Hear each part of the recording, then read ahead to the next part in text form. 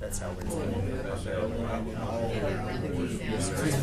It's mostly we basically just went through what the TCCRP was, the kind of data that we used, and crime data and surveys from residents and merchants that helped us to decide what were the problems. And then we talked to them about the partners we brought to the table, and we looked at what could be some possible solutions and who would do them. And I think the big home run that we wanted to bring across was that maybe there are partners in their town they've never thought about involving in enhancing public safety.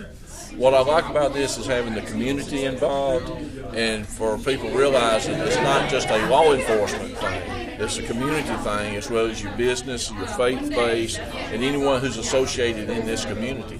It's each person's responsibility to help make these programs go forward, to help cut down on your crime rate, and help to try to take these people who have committed crimes and help them into job skills, resume skills, and moving forward, and starting at a young enough age before they get into trouble, of teaching them, hey, there's something else out here for you besides this.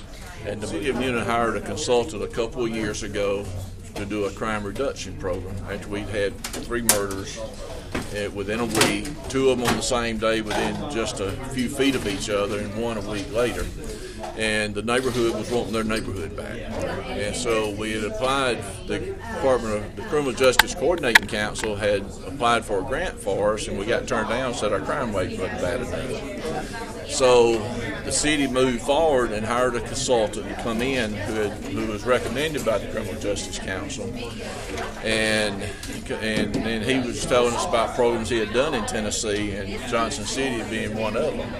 And so after looking at it and talking with Chief Soroy and all, we decided to see about it. And then we wanted more information. We wanted to avoid the pitfalls somebody else had had. And so after talking with Chief Soroy and Lieutenant Carrier, we was able to make arrangements for us to come up and visit and have this presentation, which helps us tremendously.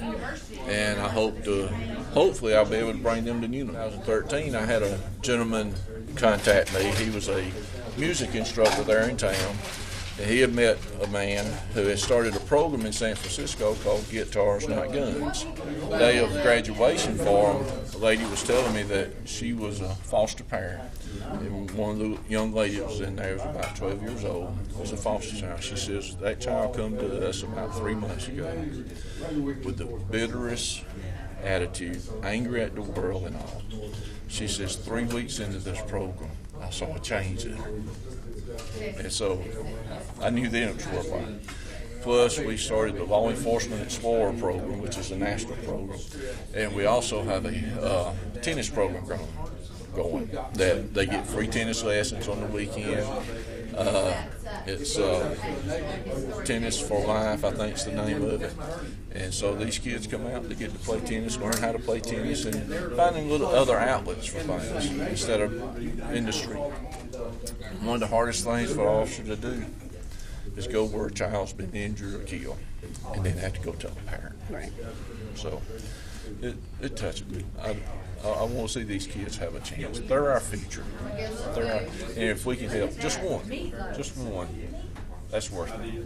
It's worth every dime that you'll put into it, and every bit of man hour you put into it.